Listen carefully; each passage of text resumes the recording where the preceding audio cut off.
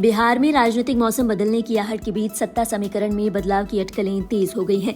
पटना से लेकर दिल्ली में बैठकों का दौर शुरू हो चुका है।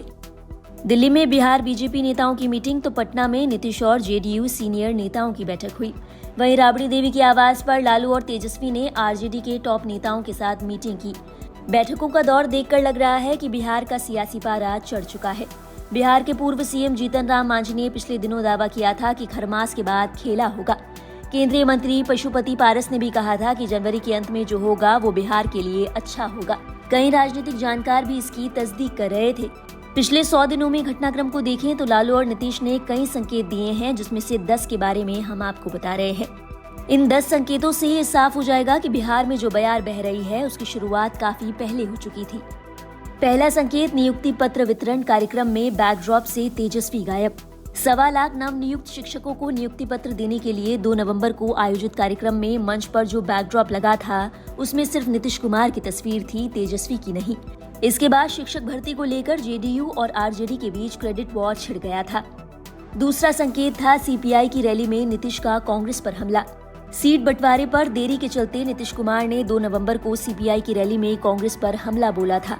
उन्होंने कहा था कि हम सभी कांग्रेस को बढ़ाने में लगे हैं, लेकिन उनकी दिलचस्पी इसमें है ही नहीं।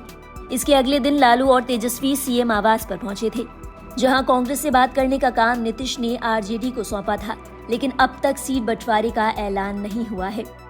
तीसरा संकेत था लालू नीतीश का अलग अलग दिल्ली जाना।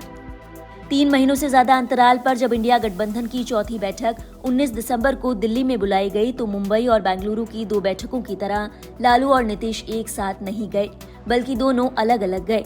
दिल्ली में रुके और फिर अलग अलग ही पटना लौटे। चौथा संकेत था जेडीयू अध्यक्ष पद से ललन सिंह का इस्तीफा।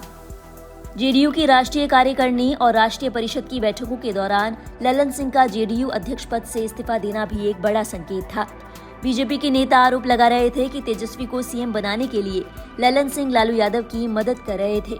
ऐसे में नीतीश ने पार्टी का कंट्रोल पूरी तरीके से अपने हाथ में ले लिया। पांचवा संकेत था 90 दिनों तक नीतीश का लालू से नहीं मिलना। नीतीश कुमार और लालू प्रसाद यादव अक्टूबर मध्य तक लगातार एक दूसरे के आवास पर आ जा रहे थे। 16 अक्टूबर को नीतीश राबड़ी आवास पर आखिरी बार गए। उसके बाद सीधे 90 दिनों बाद 15 जनवरी को दही चूड़ा का भोज खाने गए और वहां भी महज 10 मिनट के लिए ही रुके। छठा संकेत था लालू का नीतीश को दही का टीका नहीं लगाना। आरजेडी के दही चूड़ा भोज में 10 मिनट के लिए पहुंचे नीतीश कुमार को इस बार लालू यादव ने दही का टीका नहीं लगाया, जबकि इससे पहले 2016 और 2017 में लालू ने नीतीश कुमार को दही का टीका लगाया था। हालांकि 2017 में दही टीका लगाने के 6 महीने बाद ही जुलाई में नीतीश कुमार वापस बीजेपी में चले गए थे।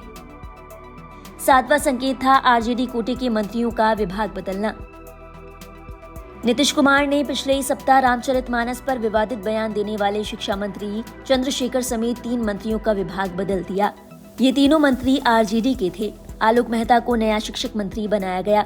इससे पहले लालू यादव और तेजस्वी यादव सीएम आवास पर गए थे।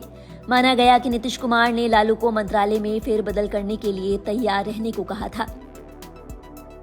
8वां संकेत था कर्पूरी ठाकुर पर अलग अलग कार्यक्रम करना। कर्पूरी ठाकुर की समाजवादी राजनीति से ही निकले नीतीश कुमार और लालू यादव की पार्टी ने गठबंधन के बावजूद अलग अलग कार्यक्रम किया।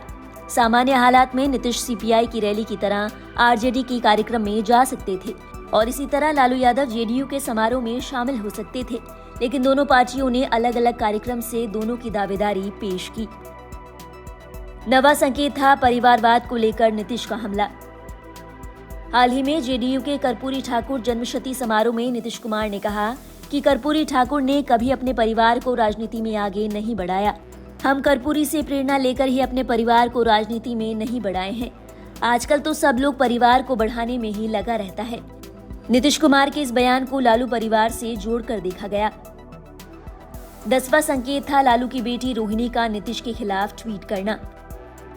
नीतीश कुमार के इस ट्वीट के बाद लालू यादव की बेटी रोहिणी आचार्य ने सोशल मीडिया साइट एक्स पर एक के बाद एक 3 ट्वीट किए। रोहिणी ने बिना किसी का नाम लिए नीतीश पर हमला बोला।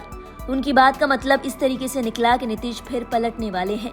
जब ये बात नीतीश तक पहुंची तो उन्होंने गुस्सा जाहिर किया और इसके बाद रोहिणी ने अपना ट्वीट डिलीट कर दिया। सूत्रों का कहना है कि नीतीश कुमार लोकसभा चुनाव से पहले जेडीयू के लिए उपलब्ध विकल्पों को तौल रहे हैं। एक तरफ आरजेडी है और दूसरी तरफ बीजेपी। सूत्र बता रहे हैं कि बीजेपी जेडीयू को एनडीए में लेने के लिए तैयार है, लेकिन नीतीश कुमार को मुख्यमंत्री पद छोड़ना होगा। हालांकि नीतीश कुमार इसके लिए तैयार नहीं है। वहीं लालू भी नीतीश को मनाने की कोशिश में है। इसी बीच लालू के करीबी अली अशरफ फातमी सीएम आवास पर गए थे।